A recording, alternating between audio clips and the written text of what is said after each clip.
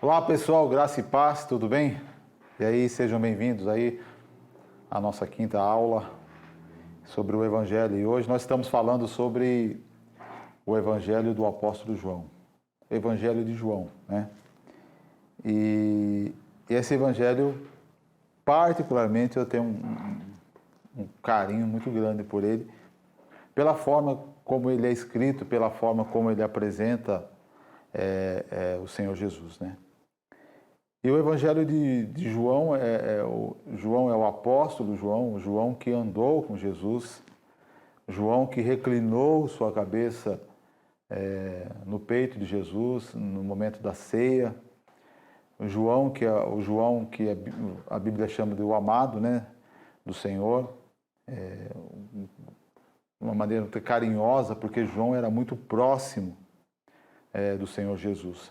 João era aquele que dentre os 12 estava com Jesus, e dentro desse grupo dos 12, ele foi selecionado também entre os três, né?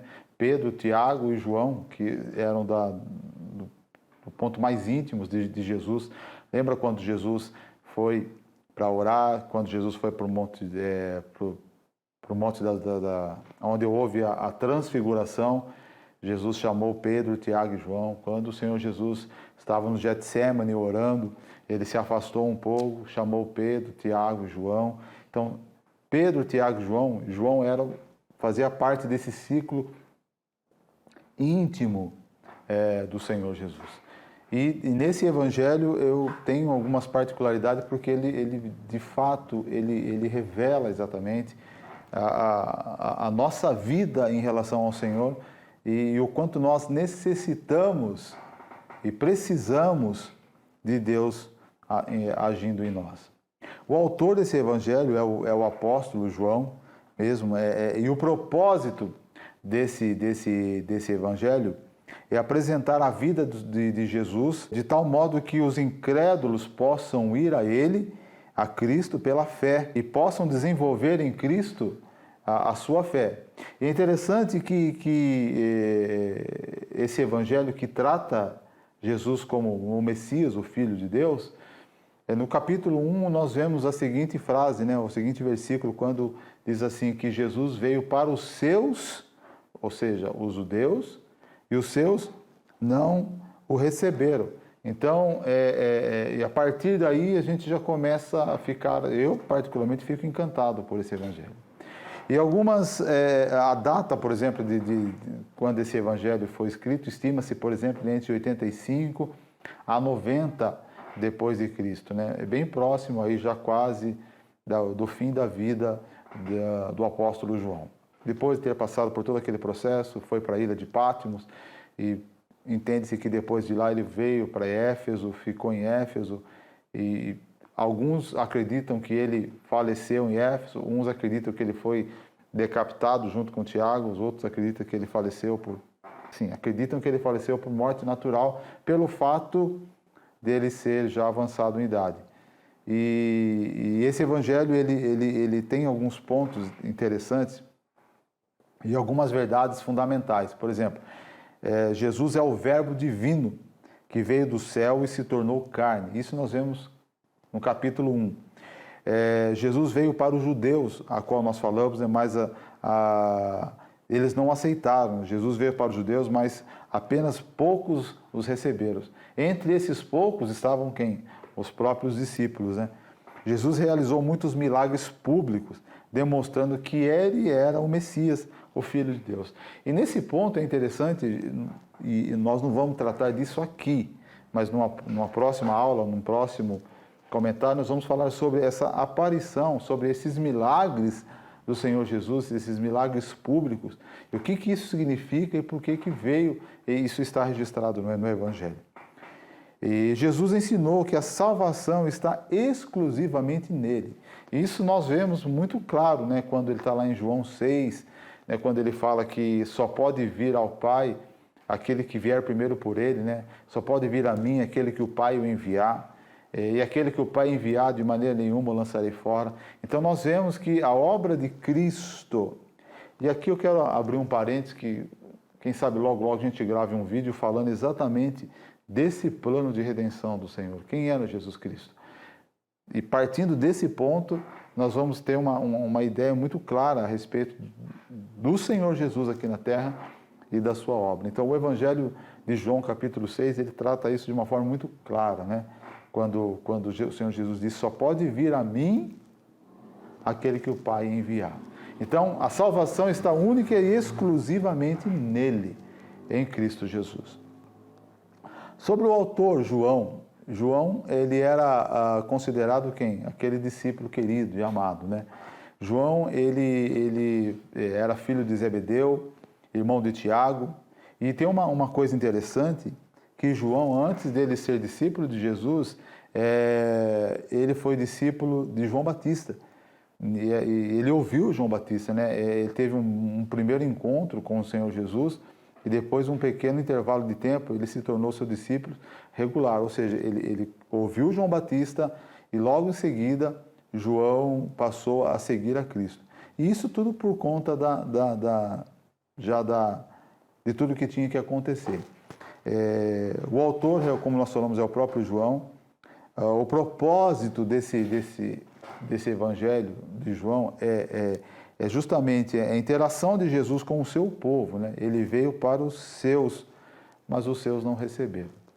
E é interessante quando nós olhamos para isso, e uma coisa que me chama muita atenção é quando você olha para o capítulo 1 de João e você vê a seguinte escrita no versículo 1. No princípio era o Verbo, e o Verbo estava com Deus, e o Verbo era Deus. Ele estava no princípio com Deus, e todas as coisas foram feitas por intermédio dele, e sem ele, nada do que foi feito se fez. A vida estava nele, e a vida era a luz dos homens. A luz resplandece nas trevas, e as trevas não prevalecerão contra ela. Amados, quando nós olhamos para esse ponto, essa palavra logos, que ele diz assim que Jesus se apresenta como um verbo, na realidade ele está trazendo a natureza de Deus para a revelação dos homens. A Bíblia diz que Jesus é a expressão exata, máxima de Deus aqui na terra. Então, quando ele veio, a Bíblia diz que o Verbo estava com Deus, o Verbo era Deus e se manifestou entre os homens. Então, ele veio para trazer exatamente a pessoa de Deus para a terra, para que as pessoas pudessem olhar para Jesus Cristo e em Cristo eles pudessem ser salvos. Mas em Cristo estava manifestado quem? A presença do próprio Deus. Tanto é que quando você olha para o Evangelho e você vê João Batista batizando Jesus, logo em seguida nós ouvimos, a Bíblia relata que houve uma voz do céu e dizia assim, este é o meu Filho amado em quem me comprazo, em quem eu tenho prazer. Ou seja, Jesus, ele era exatamente a expressão do próprio Deus aqui na terra. Então, por isso que esse evangelho, ele trata assim, de que a fé e a salvação é única e exclusivamente por meio de Cristo, pela fé no Senhor Jesus Cristo.